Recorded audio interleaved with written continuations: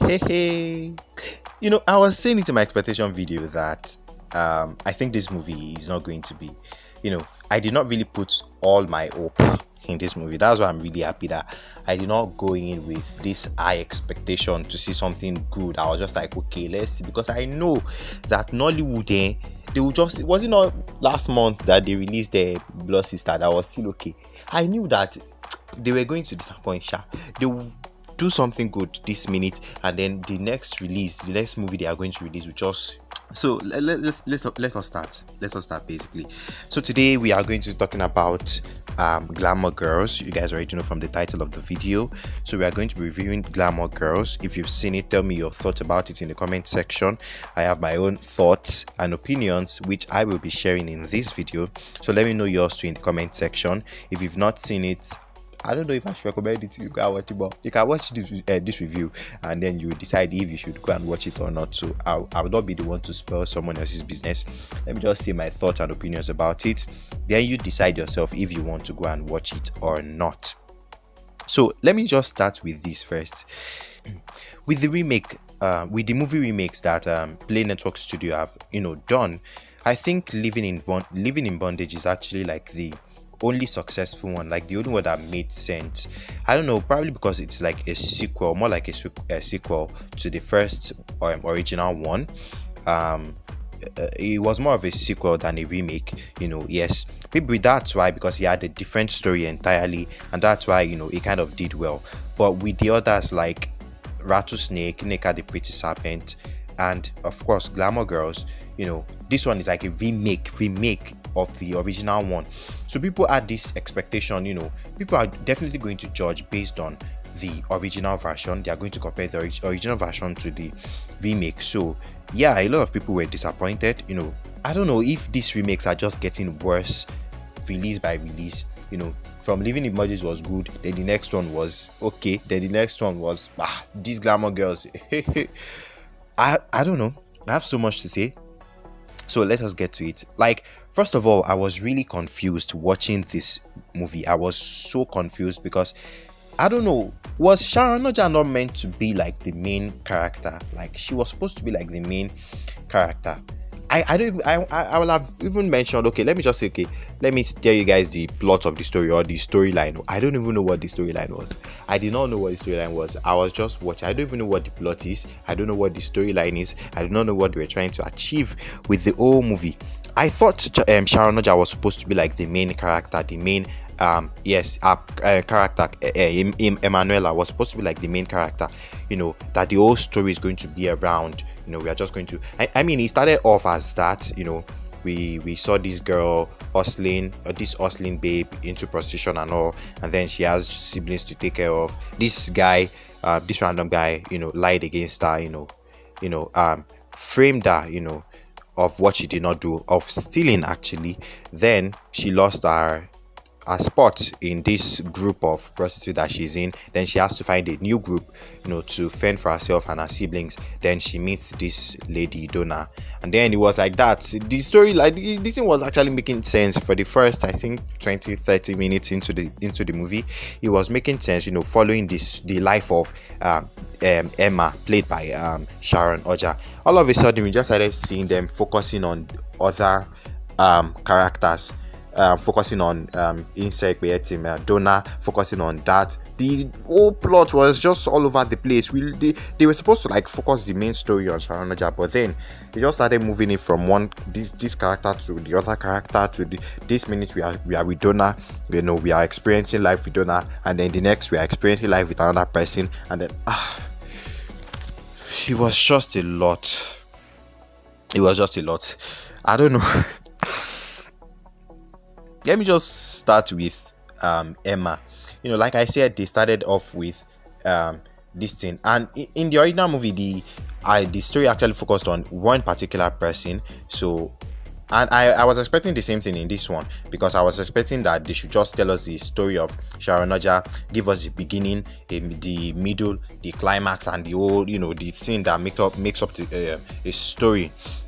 And I did not see that. From the beginning, she was she was an illiterate, was working for this local group of prostitutes, and then she joins a bigger gang, and then they said she learned how to speak English in 6 months. They did a course in 2 months. I don't even know what to say. It was just, there was no plot. There was nothing around Sharon Ooja at all. I did not really see any plot around her character at all. It was just, I don't know what to call it. It was just all over the place, and it was, I don't know. I don't know what to say about that. Next, Donna.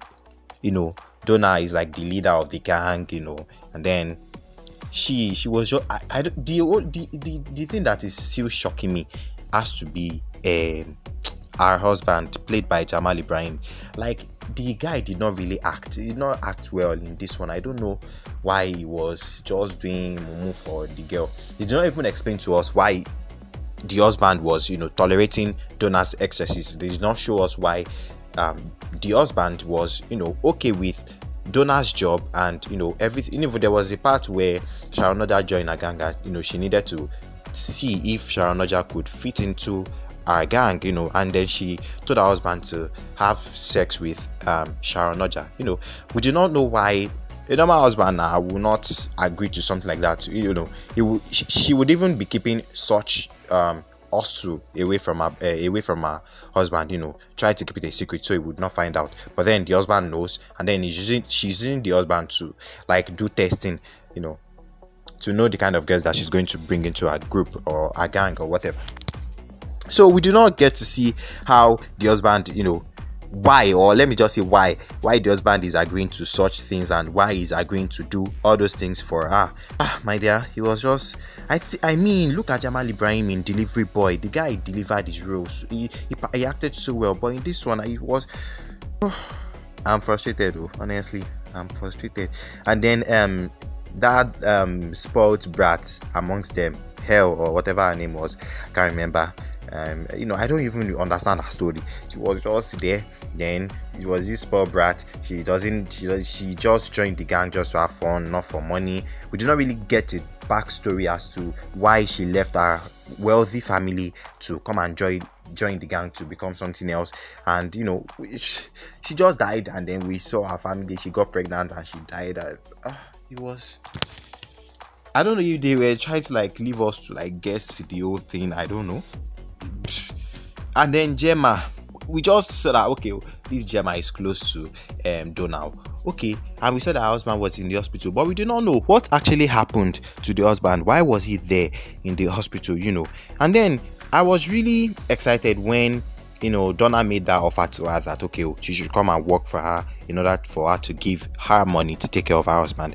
I was really excited to see that okay, maybe this is another plot twist too. Probably the husband would wake up from coma, and then she would be in love with the new guy Alex already, and then something would just ensue between. There would just be like some kind of triangle or something like that. I was really excited to see them explore that plot for that character. But then there was this part where Alex and Jemma just finished. They had sex overnight, and then she woke up, I think, at the early hours of that day, and then she did not find Alex beside her. Then she went to the bathroom to open the door, and then they just cut away the scene. Next scene, we saw that he's dead. How? And there was this scene too that Toke Makinwa's husband went to our boutique, to see the man that the guy knows the man. He knows the man, and he knows that Toke Makinwa is cheating on him with this man. Then all of a sudden he went to the place to open the door. He was there that okay, you come outside, or this man come outside. He was calling out the man. He was telling the man to come outside. Then he opened the door and he was acting surprised, and we did not even see the person that was inside the room. Why was he surprised? He knew who he was going to meet there in the first place. And then they did not even show us what they saw in that place. Like, why did they even consider? So many things. I have so many things to say. Hey, you people, I have so many things to say. And then that ending too, like, I don't get, how did 2 flash drives become 3? Initially they had 2 flash drives there, and then they checked the first one, they saw that there was no money inside. They had transferred it to the other flash, which was with this guy. What's this guy's name? James Gardner's character. I've forgotten the guy, that Sharon Ooja's boyfriend. Shall you guys understand? So the guy took it, and he wanted to frame Sharon Ooja for it, and then they found the flash on him. Sharon Ooja outsmarted him, and then that made this thing too. They checked the flash drive, and they found the money on it. So where did Donna get her own flash drive from? And then they were just calling different amounts of money. The guy said $50 billion. Then they said $20 billion.